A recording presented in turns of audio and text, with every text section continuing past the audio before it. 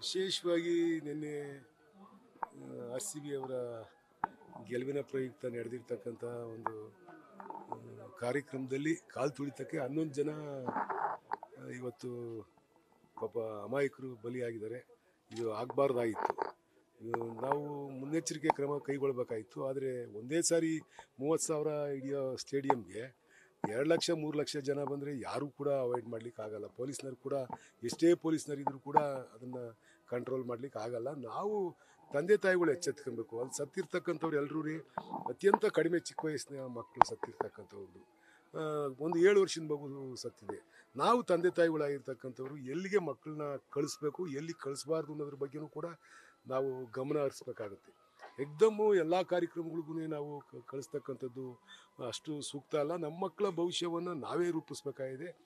ಅವರ ಯೋಗಕ್ಷೇಮ ವಿಚಾರಿಸ್ತಕ್ಕಂಥದ್ದು ನಮ್ಮದೇ ಆಗಿರುತ್ತೆ, ಮತ್ತು ಅವರ ಮುಂದಿನ ಜೀವನ ರೂಪಿಸೋದು ನಮ್ಮದೇ ಆಗಿರುತ್ತೆ. ಅದರಿಂದ ನಾವು ತಂದೆ ತಾಯಿಗಳು ಕೇರ್ ಆಗಿರ್ಬೇಕಾಗುತ್ತೆ. ಇಂಥ ದೊಡ್ಡ ದೊಡ್ಡ ಕಾರ್ಯಕ್ರಮಗಳಿಗೆ ಇದು ಯೂಶುವಲಾಗಿ ಎಲ್ರಿಗೂ ಗೊತ್ತೈತೆ.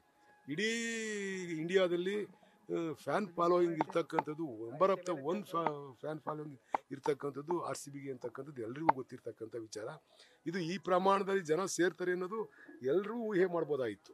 ಅಂಥ ಒಂದು ಕಾರ್ಯಕ್ರಮಕ್ಕೆ ಇಷ್ಟು ಪ್ರಮಾಣದಲ್ಲಿ ಮಕ್ಕಳು ಹೋಗ್ತಕ್ಕಂಥದ್ದು ಮತ್ತೆ ಆಗಿರ್ತಕ್ಕಂಥದ್ದು ದೊಡ್ಡ ಅನಾಹುತ ಕಾರಣ ಆಯಿತು ಅಂತ ಹೇಳಿ ಸರ್. ಇದನ್ನು ಯಾರು ನಿಯಂತ್ರಣ ಮಾಡ್ಲಿಕ್ಕೆ ಆಗಲ್ಲ. ನೀವು ಈಗ ಕುಂಭಮೇಳದಲ್ಲಿ ಆಯ್ತು, ನಿಯಂತ್ರಣ ಮಾಡೋಕ್ಕಾಯ್ತಾ? ಅತಿ 100% ನಿರೀಕ್ಷಣೆ ಇದ್ದೇ ಇರುತ್ತೆ. ಯಾಕೆಂದ್ರೆ RCB ಫ್ಯಾನ್ ಫಾಲೋವಿಂಗ್ ಹಂಗೆ ಇತ್ತು. ನಿಮಗೆ ಗೊತ್ತಿದೆಯಲ್ಲ, ಈ ಬಾರಿ RCB ಅಂತ ಹೇಳ್ಬಿಟ್ಟು ಎಲ್ಲೋದ್ರೂ ಅದ್ರ ಬಗ್ಗೆ ಈ ಸಾರಿ ಕಪ್ ನಮ್ದೇ ಒಂದು ಕೂಗೆದ್ಬಿಟ್ಟಿತ್ತು ಎಲ್ಲ ಕಡೆಗೂ. ಅವರ ಒಂದು ಆಸೆಗೆ ತಕ್ಕಂತೆ ಕಪ್ಪು ಗೆದ್ದಂಥ ಸಂದರ್ಭದಲ್ಲಿ ಎಲ್ಲ ಯುವಕರು ಉಚ್ಚೆದ್ದು ಹೋಗಿರ್ತಕ್ಕಂಥದ್ದು. ಅದು ಯಾರು ನಿಯಂತ್ರಣ ಮಾಡೋಕ್ಕೆ ಆಗ್ತಿರಲಿಲ್ಲ. ಸರ್ಕಾರದ ವಿರುದ್ಧ ಎಲ್ಲ ಆರೋಪ ಮಾಡ್ತಾ ಇದ್ದಾರೆ ಸರ್. ವಿರೋಧ ಪಕ್ಷದವರು ಇರ್ತಕ್ಕಂಥದ್ದೇ ಅದಕ್ಕೆ. ಎಲ್ಲಿ ಹಣ ಬಿತ್ತು ಅಂದ್ರೆ ಹೋಗಿ ಅಲ್ಲಿ ಕೂತ್ಕೊಂತಾರೆ. ಅವ್ರಿಗೆ ಬೇರೆ ಹೌದು ಮಾಡೇ ಮಾಡ್ತಾರೆ. ಅವ್ರಿಗೆ ಸಂಕಟ ಇದೆ, ನೋವಿದೆ, ಮಾಡ್ತಾರೆ. ಮಾಡಬೇಕಾದ್ದೇ ಅವರು ನಮ್ಮ ಜವಾಬ್ದಾರಿ, ಸರ್ಕಾರ ಜವಾಬ್ದಾರಿ. ಅದರಲ್ಲಿ ಸರ್ಕಾರ ಅವರು ತನಿಖೆ ಮಾಡ್ತಾರೆ. ಈಗ ತನಿಖೆ ಮಾಡ್ತೀವಿ ಅಂತ ಮುಖ್ಯಮಂತ್ರಿಗಳು ಹೇಳಿದ್ದಾರೆ.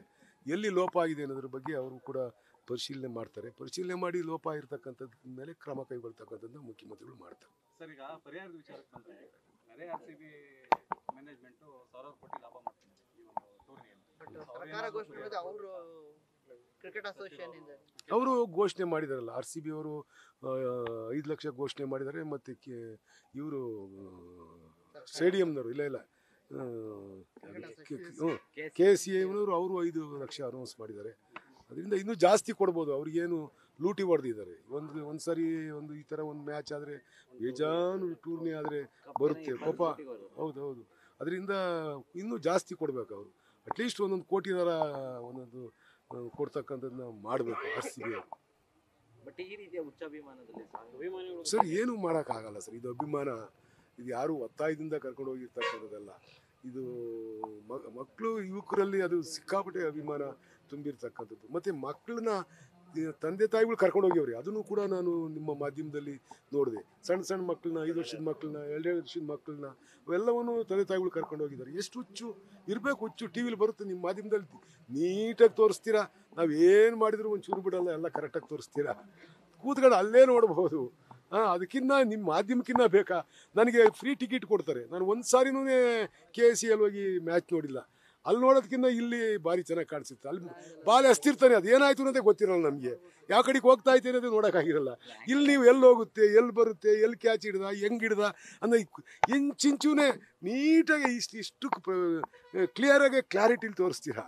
ಇಷ್ಟೆಲ್ಲ ಇದ್ದೂ ಯಾಕೆ ಈ ಥರ ಹುಚ್ಚು ಅಭಿಮಾನದಿಂದ ಹೆಂಗೆ ಮಾಡ್ಕೊತಾರೋ ಗೊತ್ತಾಗಲ್ಲ. ಮಾಡ್ಕೊಬಾರ್ದು. ನಾವು ಅಟ್ಲೀಸ್ಟ್ ಮಕ್ಕಳಿಗೆ ಗೊತ್ತಿರಲ್ಲ, ಹಿರಿಯರಾದಂಥವ್ರು ಅವರಿಗೆ ಮಾರ್ಗದರ್ಶನ ನೀಡ್ತಕ್ಕಂಥದ್ದು ಮಾಡಬೇಕು. ನ್ಯೂಸ್ ಫಸ್ಟ್, ನಿರ್ಭೀತಿಯಿಂದ ನಿಮ್ಮ ಪರವಾಗಿ.